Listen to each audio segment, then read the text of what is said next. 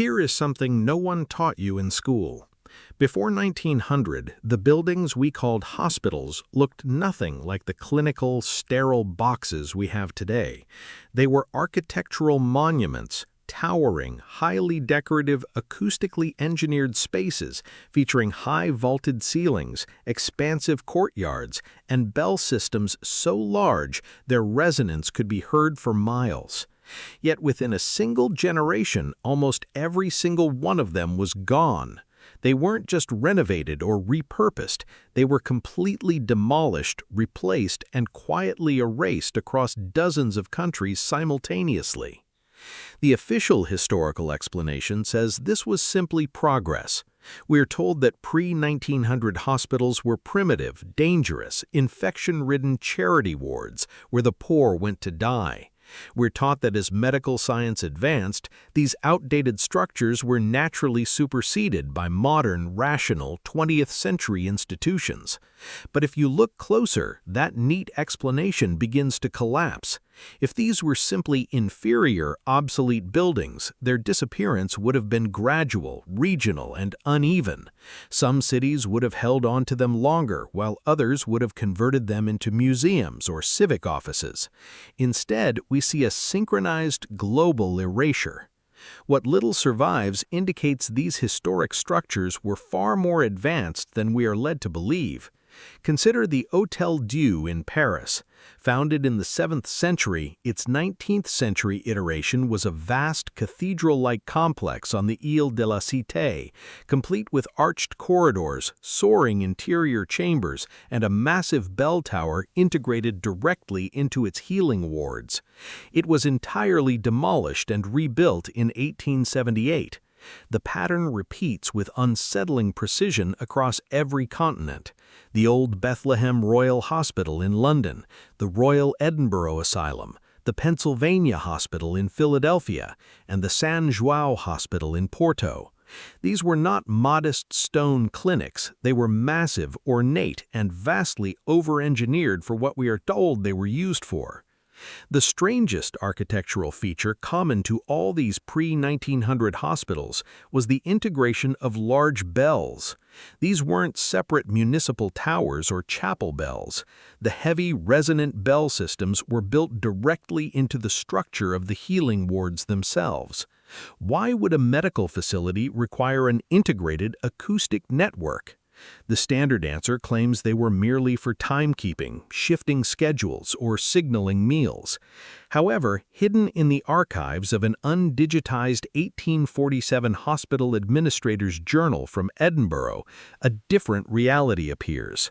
The administrator explicitly noted that the bells were rung in specific patterns for patients suffering from neurological complaints, chronic pain, and nervous disorders. He recorded, matter-of-factly, that this tonal practice produced positive healing results that the newer chemical treatments failed to achieve.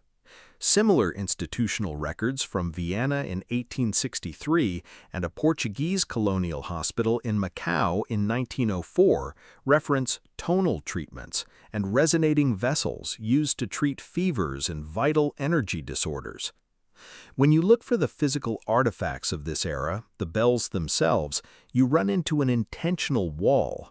The bells from these pre-1900 hospitals are almost uniformly unaccounted for. Demolition records state they were removed and sold, but the buyers are never documented. Most were systematically melted down in coordinated waves. The final remnants were stripped during the scrap metal drives of the World Wars, where citizens were legally compelled to surrender low-frequency bells for munitions. Modern researchers studying frequency medicine and acoustic therapy have discovered that the tonal range of these pre-industrial large bells corresponds precisely to the frequencies now used in experimental sound therapy, specifically low, harmonically complex tones between 40 and 200 Hz. These exact frequencies are now understood to stimulate cellular repair and reduce biological inflammation. So what changed? The late 19th century marked the rapid rise of germ theory under scientists like Louis Pasteur and Robert Koch. Mainstream history frames this as a purely scientific awakening, but it was accompanied by a radical restructuring of medical economics. The turning point came with the publication of the Flexner Report of 1910 in the United States. Abraham Flexner, a researcher without a medical degree, toured the country's medical schools and condemned the vast majority of them as inadequate. Within a single decade, more than half of all American medical schools were forced to close. The institutions that survived were strictly those aligned with the emerging pharmaceutical industrial model, treatment through chemical intervention, standardized patentable protocols, and institutional licensing. The schools that were systematically shut down were those teaching botanical medicine, homeopathy, hydrotherapy, and electrotherapy. What these displaced traditions had in common was not a lack of efficacy, but a lack of monetization. You cannot easily patent a botanical remedy grown in a garden, a thermal water bath, or a frequency applied through a resonating acoustic instrument. To believe this global transformation happened organically would require a massive leap of faith. You would have to believe that physicians in Paris, London, Vienna, New York, Buenos Aires, Sydney, and Bombay all independently arrived at the exact same conclusion to destroy their landmarks at the exact same time. You would have to believe that local governments across entirely competing political systems, monarchies, republics, and colonies, all simultaneously allocated massive public resources to tear down perfectly solid infrastructure without leaving behind a single coordinating manifesto or record of debate. The evidence suggests that this global transition didn't just happen, it was heavily funded. The same wealthy financial foundations that funded the new pharmaceutical-based medical schools were also funding the publication of the Flexner Report and investing heavily in the early chemical companies supplying the new standardized drugs.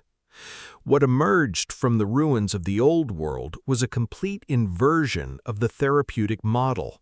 The pre-industrial hospital functioned as an environmental machine.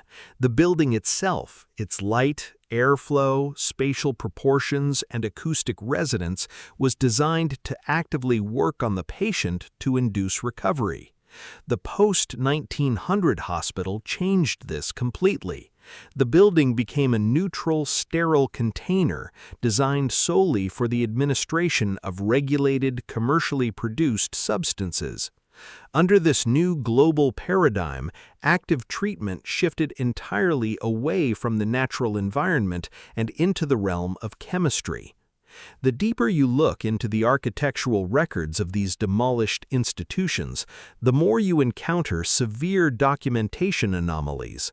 We possess patient intake logs and staff rosters, yet the original construction blueprints and founding architectural plans are missing entirely. Many of these grand structures simply appeared in early city records fully operational, looking centuries older and more weathered than their official construction dates allowed. It raises an uncomfortable possibility. These magnificent structures may not have been built by the late 19th century societies that destroyed them. They may have been inherited remnants of an earlier architectural and technological tradition that possessed a deep, sophisticated understanding of resonance, geometry, and human health. An entire body of knowledge that was intentionally erased to clear the path for a new industrial order. Once you see the synchronized pattern of the melted bells and the leveled monuments, it becomes clear that what was lost wasn't just old architecture, but a profound connection between our built environment and our well-being.